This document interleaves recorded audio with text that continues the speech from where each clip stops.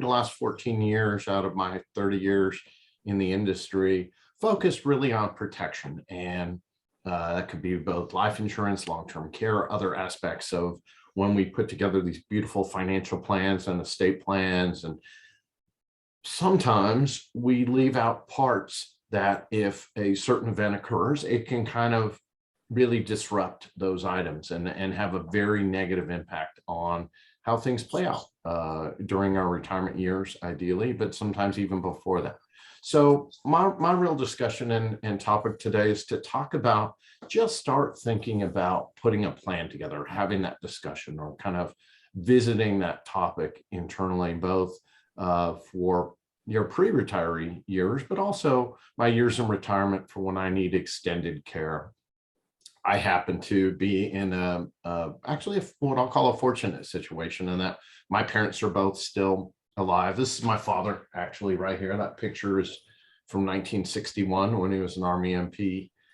He is 80. He turned 85 a week prior to this past Monday. So he's 85 and has been receiving care since he was 80 at home.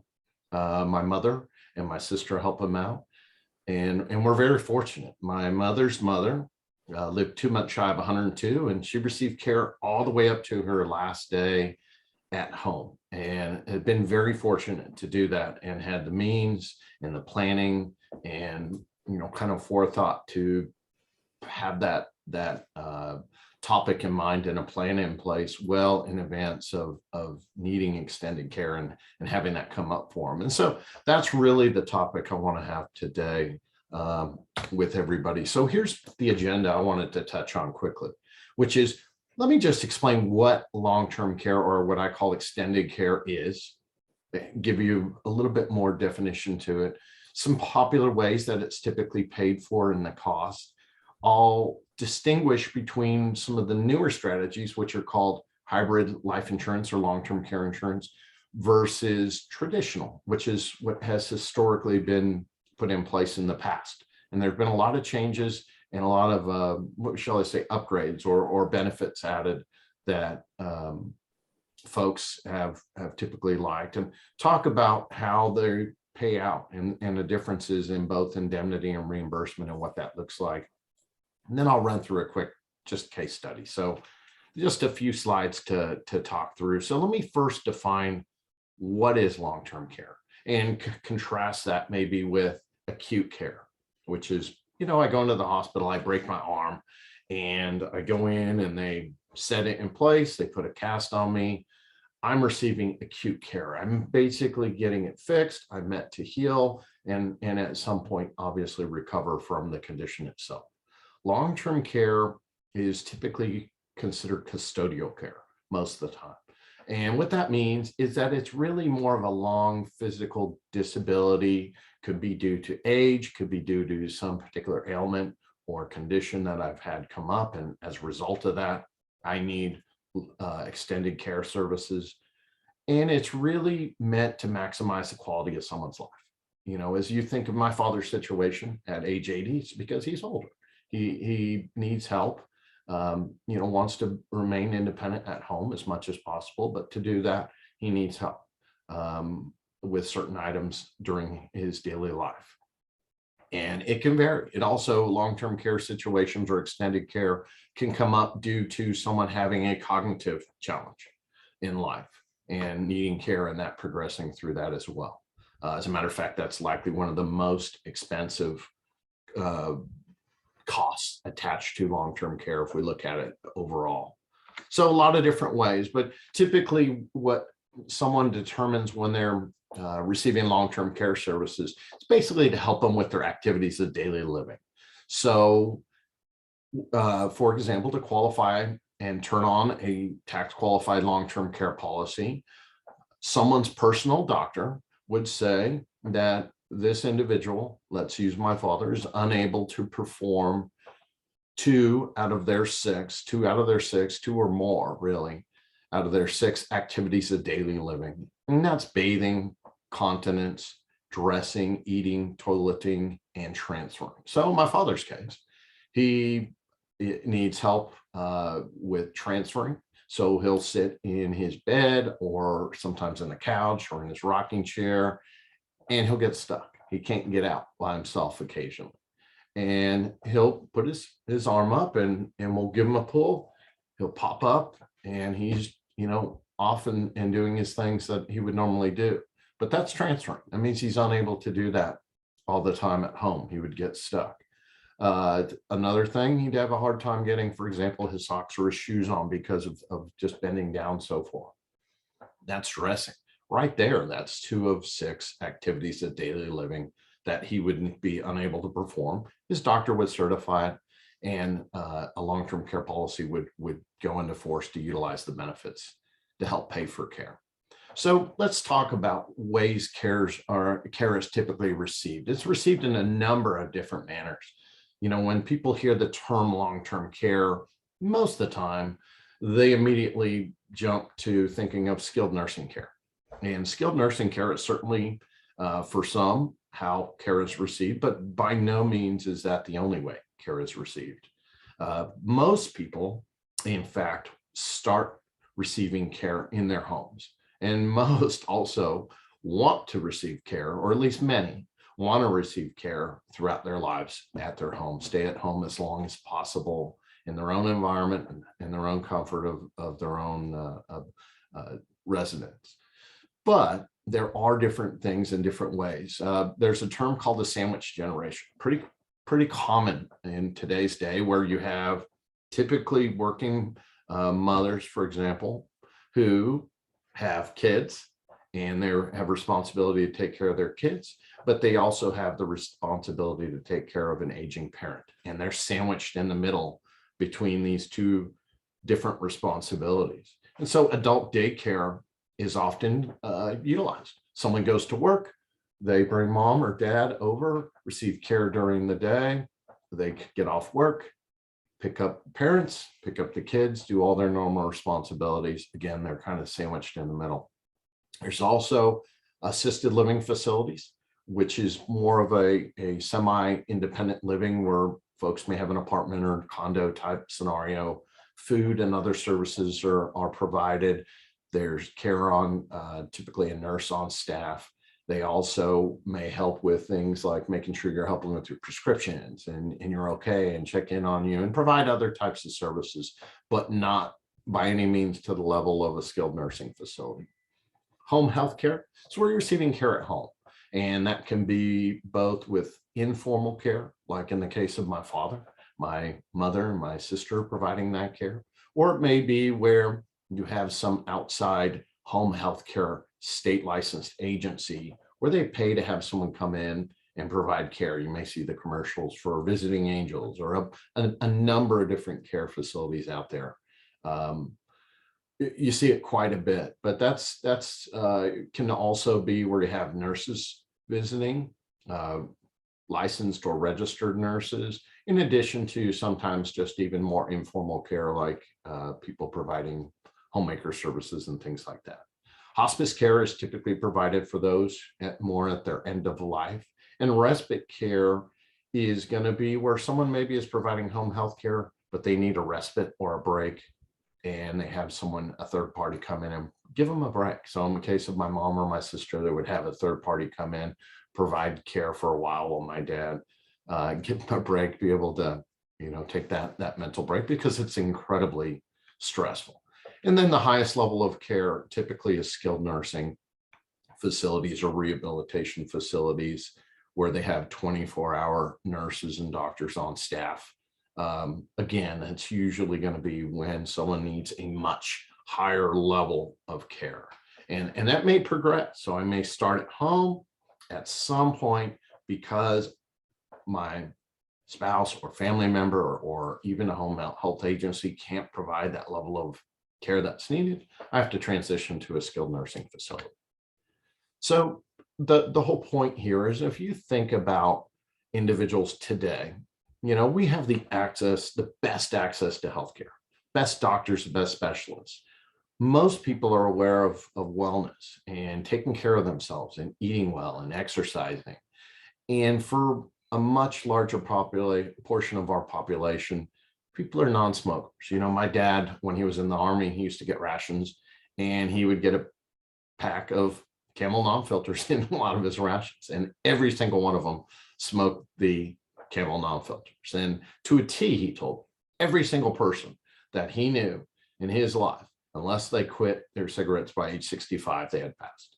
So fortunately, he did quit, and he's, 85 today. So people, are aware of all these things and are living a much longer period of time. So if we plan more longevity, well, we also have to plan to receive help during those years, extended care years. So that's, again, something that we need to take into account. And part of that, you see the amount of claims being filed in a long-term care scenario has gone up substantially. We're paying over $2.35 billion a year since 2016. That's a massive amount of money, and that's actually rising as you see the population aging and continuing to see longevity remain strong, particularly for those individuals who do more advanced planning and take care of themselves, like I said earlier. And you see the majority of claims, I mentioned this earlier, start in the home. But you see, one of the things people don't realize is that cost of care is pretty substantial. I know a gentleman in San Angelo, he's a friend of mine, and they have a family trust. And he told me that his brother, his younger brother actually, had early onset Alzheimer's and received care for a number of years, 24-hour memory care. And his mother received home care for 5 years. And between the two of them, they hit their family trust, he figured, for about $2.1 million. Substantial amount of money that ended up costing, and he didn't have a plan in place. But the whole point here is to kind of think about, how do I want to receive care? Which assets, or how would I like to, be able to cover the cost of receiving those services? So the costs vary tremendously depending on, from a nursing home facility. This is a semi-private room, meaning a shared room. A private room would be more expensive, to assisted living, to home health care, to adult daycare, and housekeeping, getting an idea as to what those costs are. So let's take a look at the way care is typically paid for. Medicaid pays a substantial amount of care costs, but only after someone has essentially spent down their entire estate and became poor. Medicaid is a social safety net program where it's designed to pay for those who can't pay for it themselves because they don't have the means. So that's not necessarily the most ideal scenario to have that done. Medicare pays a very small part of long-term care costs. If you go to medicare.gov, it actually expressly states they don't pay for long-term care costs. What it will pay for, following a 3-day hospital stay, the first 20 days in a skilled nursing facility, and part of the next 80. And that's typically it. There might be a few other small benefits, but just a very short period of time. I have a friend of mine whose father had, unfortunately, comorbidities and issues with COVID, and went through those 20 days. And now they're paying a substantial sum of money to have someone come in and provide home care, a very substantial sum out of pocket. And they did not have a plan in place, unfortunately. Traditional long-term care insurance. So traditional long-term care insurance reimburses typically people for paying for care. A lot of times, like myself, in our family, the family's providing care, my mother and my sister in this case, and we're managing in that way at this point in time. A lot of times, like my friend, they're having to self-fund it, meaning they either did plan to fund it out of pocket, or they, by default, by not having a plan, your plan is to self-fund that case.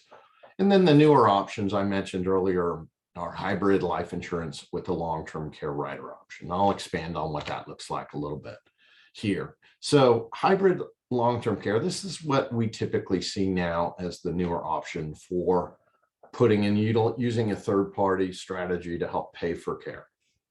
Traditional, there still are a few carriers that offer traditional long-term care insurance, but that market certainly is substantially smaller than what you've seen in the past. So Premiums for hybrid long-term care insurance can be paid either as a single premium, where someone just does an asset reallocation, maybe of some of my emergency money over to here to a different asset class, or over a short period of time, maybe over 5 years, and I have it paid up. Traditional typically is something that you pay premiums each year or every month, all the way up until I actually utilize that benefit. So a much longer period of time. Potential for rate increases. The newer strategies, no. Hybrid life and long-term care, there is not. They're issued where there wouldn't be any opportunities to do that. Traditional, they could in the past. They could offer you a policy and then subsequently raise your rates down the road. A couple other points. Hybrids do build in something that's for a death benefit. So let's just say I never need care. I die in my lounge chair with a smile on my face after University of Texas beats Oklahoma in football and never need it. There's a death benefit that would go to my beneficiary. That would not be the case with traditional. And there is a cash value. So it stays on your balance sheet as an asset. It is an asset, has a cash value of an investment value to it. That's not true with older policies as well. And then these policies would either issue in either a reimbursement or a cash indemnity format. And what does that mean? So let's go through cash indemnity first. This is the one that gives you most control over how you receive care. So let's just use me. I need to receive benefits. I'm unable to do 2 of my 6 activities of daily living. I qualify for those benefits. There is then typically a 90 calendar day wait. So the 91st day, the insurance company sends the full benefit. I'll just hypothetically say these policies both had a $10,000 monthly benefit. The carrier would send $10,000 to me. I would receive that money tax-free, and I can use it for anything I want. I can pay for care. I can pay my spouse to be my caregiver, my child, someone from the church. I can pay a third-party entity to come in and do it. I can receive care at home, anywhere I want. I have complete control over how I receive that benefit. Reimbursement's a little different. Reimbursement, same scenario. I have a policy. I'm unable to do 2 of my 6 activities of daily living. I would pay for my care out of pocket. I would keep those receipts and I would send those receipts to the insurance company. They would look under the policy to see if those receipts, those services I received, fall under the benefits of that policy. Then I would meet that, again, elimination period, usually 90 days, although some, particularly traditional insurance companies, won't say calendar days. They'll say days of service, 90 days of service. That could be substantially longer. And then they would reimburse me for whatever I paid out of pocket that qualified under the policy. So if it was a $10,000 policy, but I only used $4,000 worth of services that month, they would only reimburse me $4,000. So I don't get a full benefit like I would up here unless I used the full amount or a greater amount. So a little bit different, how much control, is there an administrative process that has to be followed? That, are the key differences. So I'll defer this slide to Brad. But let me just end here with a quick hypothetical illustration so you can get an idea as to what this could look like. So we'll use Mary. Mary's young, she's healthy, she's 60 years old, she's just, pre-retiree, still has some kids growing up. She's approaching retirement years and wants to start taking a look at doing some planning, as she has a lot of options by being healthy and younger as far as looking down the road for her years in retirement to help pay for her extended care. As a matter of fact, her mother had unexpectedly 6 years ago started needing care, and she began her care in a assisted living facility for 4 years, and then the last 2 has transferred to a nursing facility. So she wants to say, okay, if I have that same scenario play out for me, and if I do decide to self-fund it, meaning fund it out of pocket, my own assets, what amount would I need to put away to be able to cover that cost down the road? So let's take a look. What we did is we said, okay, let's use the cost of, in today's dollars, of what it will be she's 60 today, but at age 80, let's look at what those costs are most likely to be and how much she would need to invest to do that. So at age 80, she's 60 now, annually, assisted living facility with after-tax money is going to be 81,000 the first year, 83,000 second year. It's going to go up 86, 88,000. So all these are future dollar costs. And then if the same scenario played out where she needed care in a skilled nursing facility, you can see that totaled $681,952 in the future is what's likely if her scenario was the exact same as the way it played out for her mother. To do that, if she was to fund and get a net, meaning net of fund expense, net of taxes, 4% rate of return, net of all those items, she'd have to put away $311,234 to pay for that today, to be able to fund that amount, assuming that, again, return after tax and after fund expense.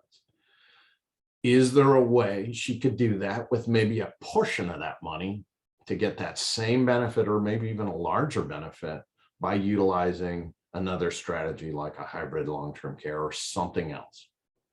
I don't know, but I do know that at age 60, for example, there's substantial leverage, somewhere close to 4-to-1 leverage on the dollar she puts in starting, and then be able to grow that. So there's lots of options to take a look at. The whole point here is think about this. Take a look at your options now while you're younger and while you're healthier, because you have a lot of options available to you. And maybe I want to partially fund some of that risk utilizing a policy versus having to, spend down my entire life savings or a big chunk of my assets I spent my lifetime accumulating down the road. And particularly if it's retirement money where it's taxable when I pull it out, that obviously is not the most advantageous way to do it. So that's where I will wrap up, folks. Thank you. I appreciate your time. I appreciate you thinking about this. And Mr. Brad, I'm going to stop sharing and I will defer to you. So by the way, if there are any questions, you can defer those directly to Amanda. I can follow up with her, answer anything, expand on any other items.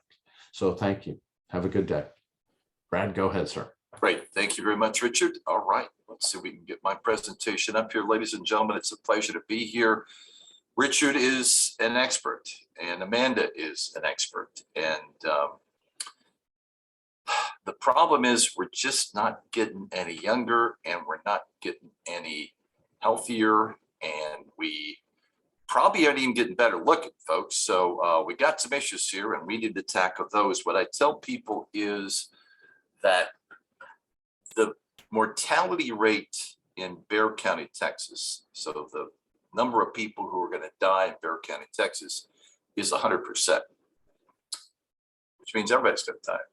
And the problem is we're going to get sick before we die. So this is kind of to dovetail off what Richard was talking about. These are common estate planning mistakes. And ladies and gentlemen, the biggest mistake that people make is not planning for their own disability. Richard's program was focused on what we call physical disability. And when you're a physically disabled, there's a good chance you're going to be mentally incapacitated too. But what happens if you're mentally incapacitated and you can't make a healthcare decision for you? So what everybody needs, folks, is everybody needs a Texas medical power of attorney. A Texas medical power of attorney. And a power of attorney in this situation is a power of attorney that you pick somebody who can make a medical decision for you if you can't make one for yourself. You need one. It needs to be a Texas medical power of attorney. You might have noticed that we've got people moving here from all over the country, and they're all coming. And if you did a power of attorney, a medical document in another state, it needs to be revised for Texas. Everybody also needs something called a Texas living will. And a living will is a document where you say, if I can't take care and let myself go because I'm terminal now, you're given permission to your family to disconnect life support. And this is a really important document too, for two reasons. One is you get to tell everybody when you're ready. We don't have euthanasia here, so you can't go out of your way to let yourself go. But when you're on tubes and machines, you can say in writing, enough. I don't want any more. I want to go. I'm happy to go. I want to go home. A lot of older people say I'm ready to go home. If you have it in writing, then everybody knows. And the fact that they know helps with another aspect of this, and that is it will help avoid a fight, because people fight over this. Families fight. Talk to doctors. They'll tell you about fights that break out over somebody's hospital bed over to let mom or dad go. And if you have this document, then it makes it so much easier. And if you're in a blended family where you've got stepkids, I mean, that's another huge area for a potential fight. If you have a living will, if you have a medical power of attorney, that will minimize the chances of a fight. Nobody wants to fight over their hospital bed, but if you don't do this planning, you may have one. Now, another thing everybody needs is something called a HIPAA release. HIPAA is spelled HIPAA, and maybe you know about it. It's a health privacy law. And if you don't have a HIPAA release and you're rushed to the hospital and your family shows up and you are unconscious and you can't give the hospital permission to talk to your family, the hospital cannot talk to your family. This federal law called HIPAA prevents the hospital from talking to your loved ones because they can't talk to your loved ones. It's against the law. If you have a standalone HIPAA release where you list everybody you want your doctors to talk to, then wherever you're at, your doctors can talk to them. And that's what you want, because you want them to get the information. You want them to be able to discuss it. But without that, the hospital cannot share that information. It's really, really frustrating. So everybody needs a medical power of attorney to make medical decisions for you. Everybody needs a living will to pull the plug when that's appropriate. Everybody needs a HIPAA release. The doctors can actually, again, talk to your family about your condition. There's one more document that you need, and this is called an agent from my remains. And this is where you tell your family, I want to be buried. I want to be cremated. And it's important, of course, to say that so everybody knows, but this is another place where people can fight. And we had lunch with a funeral home a couple of years ago, and we told them we use this agent for remains all the time. And they just about kissed our feet, because they said, you can't imagine the fights that break out at our funeral home over whether to bury or cremate somebody. So you don't want to fight there. You don't want to fight over your deathbed. We talked about that. You don't want to fight anywhere. And I'll say this too, a really, really big part of a good estate plan, whether it's a will or a trust, is to craft a plan to minimize points of friction between your loved ones, because it's not about money. Ultimately, it's about relationships. And you can destroy a relationship in your family if you don't have the right documents for them to use when they're trying to take care of you or get you buried or cremated or whatever. So really, really important. Another aspect of disability planning has nothing to do with medical, but it has everything to do with money. So we also need to make sure you've got an up-to-date estate plan. You need a will. You need a financial power of attorney that allows somebody to write checks for you. So it's not, again, just about making sure I get the medical documents, but if I'm incapacitated, back to the point Richard was making, and he did an excellent job on this, we can have somebody pay your bills, but somebody needs the legal authority to write checks and things like that. So you got to have a power of attorney to do that, a financial power of attorney, and you need an up-to-date will and an up-to-date power of attorney and all that stuff too. We get people in here all the time, ladies and gentlemen, that did a will 20 years ago. And they did the will when their kids were little. And the kids are now in their 30s or 40s, and they still have their sister, their brother is the executor, and their kids aren't out anywhere in there except they get a guardian, and they don't need a guardian. They're a little down, now they're adults. You got to keep this stuff up to date. And I'll say this, and this is important to know as well. Estate planning is kind of a game of gotcha. If you have a good, well done estate plan, the chances of problems go way down. Legal fees go down, taxes go down, frustration goes down. If you don't, all that goes up, and it can go up and up and up. If you die without an estate plan in the state of Texas, you are really going to screw things up.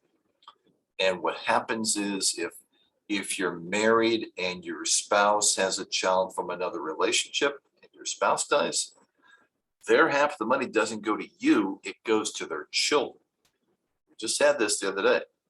The wife doesn't get to keep the house, she gets to keep her half the house, but the other half of the house is owned by her stepchildren. Is that a good idea?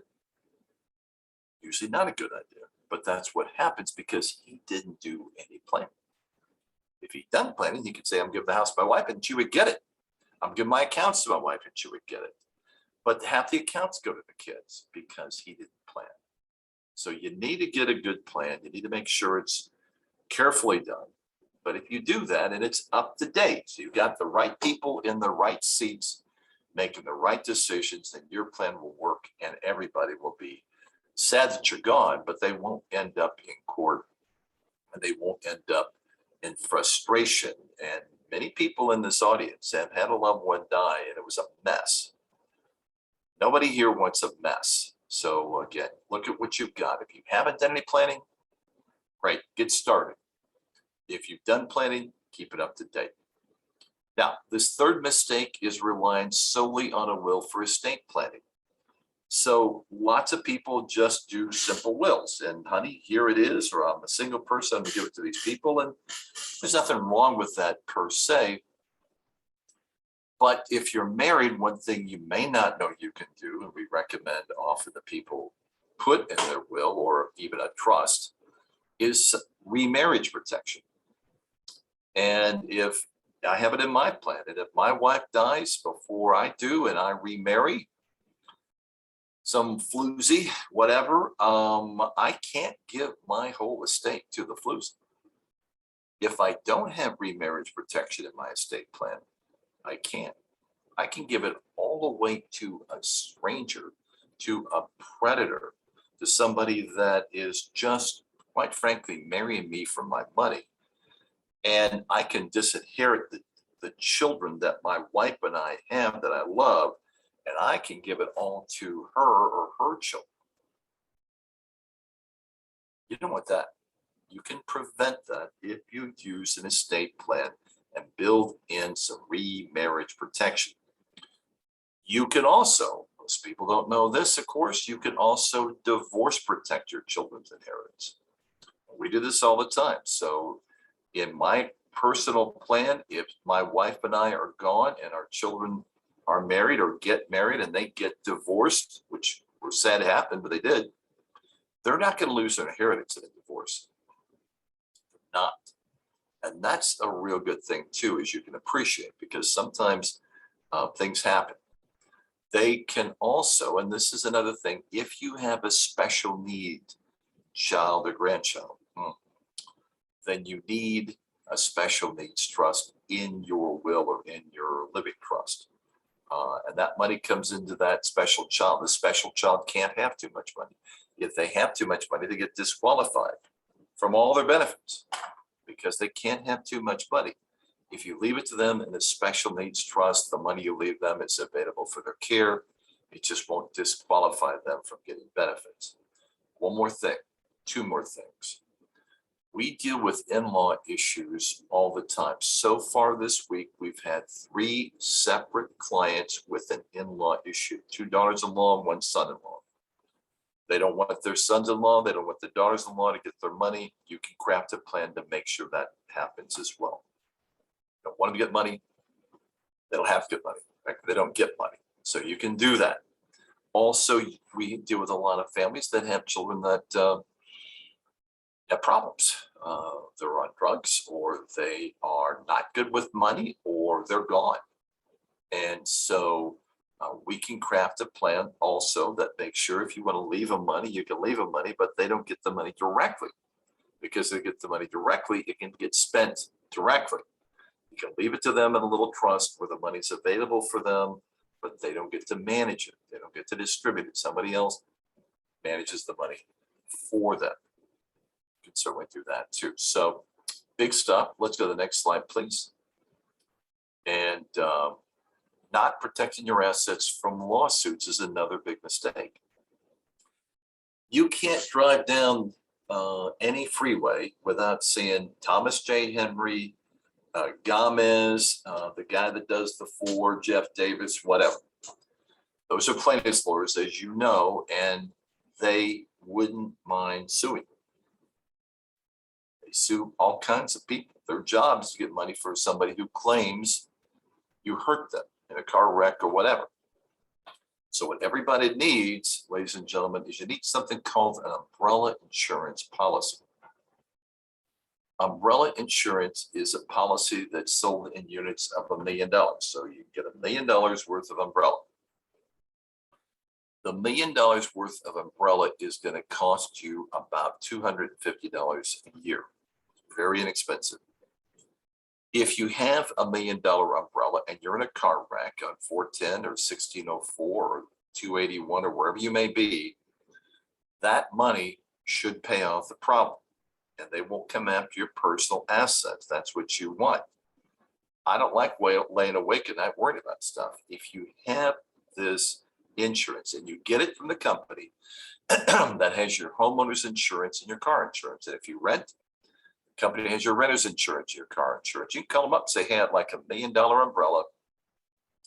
I'll sell it to you over the phone. But it's a problem if you've got somebody saying you did something to them, and quite frankly, maybe you did, it was an accident, but now you're worried about losing what you've got. So get an umbrella policy that'll help keep the plaintiff's lawyers at bay. All right. Okay, thanks. Let's go to the next slide then. Not paying estate taxes. Now, you know, I try to not worry too much about taxes because most people don't have an estate tax problem. And all the listeners on this program may not have an estate tax problem, which is okay. The estate exemption for a single person now is $12 million. And if you're married, you get 2 exemptions, which means a married couple can shelter $24 million. You know, folks, that's a lot of money. That's more than I've got and probably more than you got. And so if you have less than that and somebody dies, there are no estate taxes to be paid. You don't have to pay them because you don't owe them. If you're over that, then you do. Well, okay, that's a problem. For those folks, it's not a problem for me. In January 2026, the 24 million or the 12 million if you're single is scheduled to drop about in half. And it's 6 million if you're single and 12 million if you're married. Well, that's still a whole lot of money, isn't it? And so not many people that you know and not many people that I know are ever going to be in a position to have to worry about estate taxes. We do get people in here that are worried about them, and we look at their assets, and it's nice to be able to say, you don't have to worry about this. There's a lot of things to worry about perhaps in your life. This doesn't need to be one of them. Put it aside and get on down the road. It's never going to be an issue for you. One thing to remember, because somebody said, well, can't they lower it even further? And the answer is yes, they can. They can. They can take it down. When I started practicing law, it was 600,000. They can, but they have never lowered it. It's only gone up. And so we anticipate in the future, it'll only go up too. Okay. So we don't think you're going to have a problem, and I don't think I'll have a problem. Let's go to the next slide. And I mentioned this earlier, special needs. We're going to talk about special needs in a couple of different aspects here. First are families that have autistic children. Lots and lots. I think I read a statistic that maybe 1 in 30 kids now were born someplace on the autism spectrum. There are children born with all sorts of developmental issues. If you have a developmental issue in a loved one, and it could be that maybe it's not you, maybe it's a grandchild, maybe it's a friend. And again, this notion of a special needs trust is really, really, really important, because this special needs child can only get $2,000 in their name. And if they have more than that, they lose all their benefits. $2,000.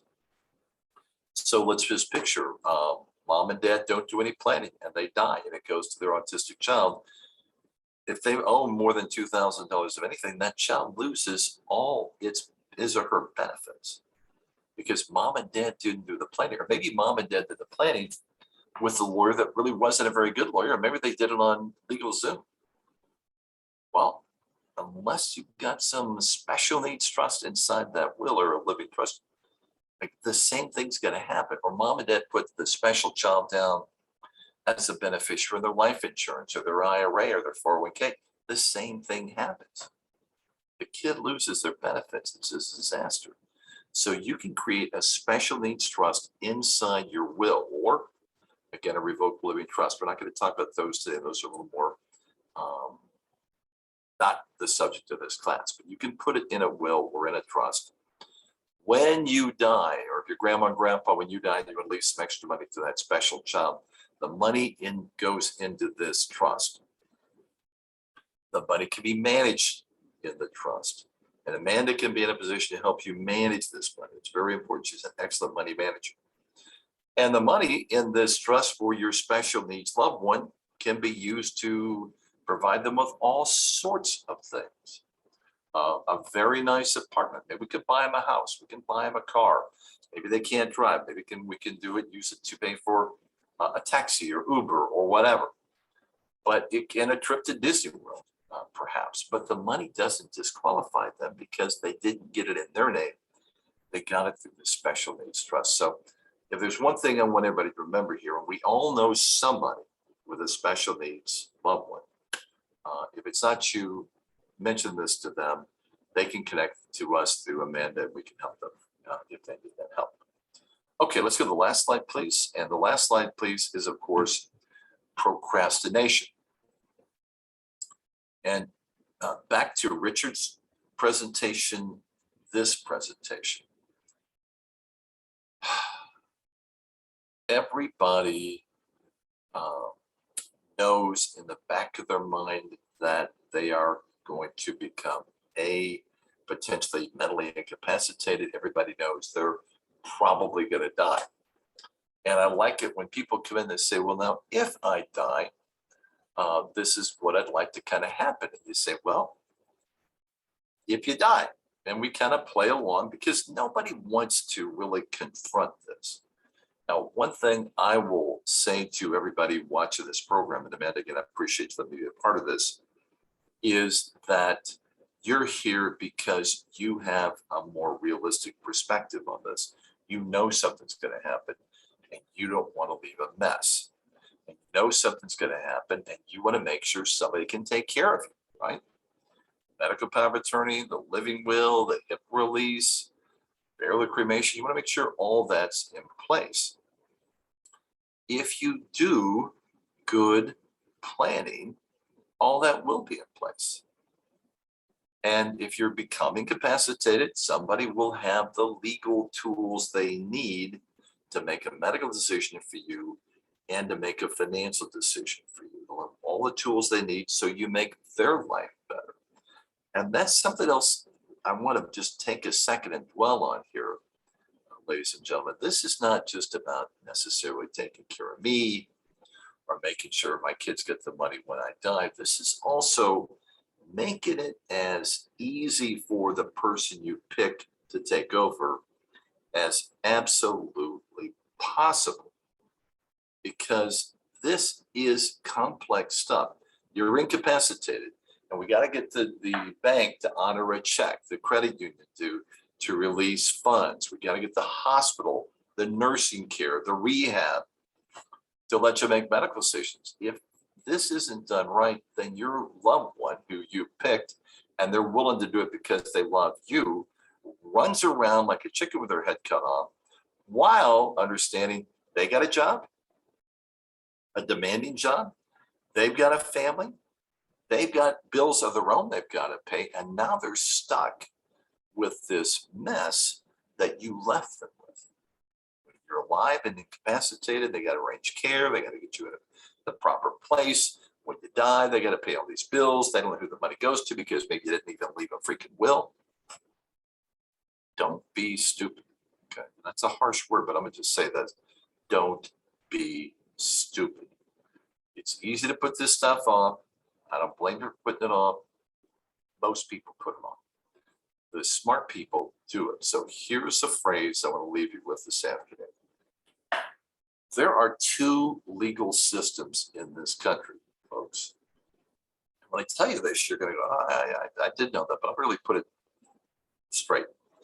There's a legal system in this country for people who are informed, and there's a legal system in this country for people who are not informed. The ones that get along better, the ones that have fewer fights, the ones that end up with more money and less problems are the families that take the steps, the informed families. And you're now informed, aren't you? Listen to Richard's presentation, excellent presentation, Richard. Just hit all the highlights of long-term care. Everybody needs to talk to a man about that. Also, now you know about wills and powers of attorney and things you need to take care of there too. So don't hesitate, get it going, get it done, start today. Thank you.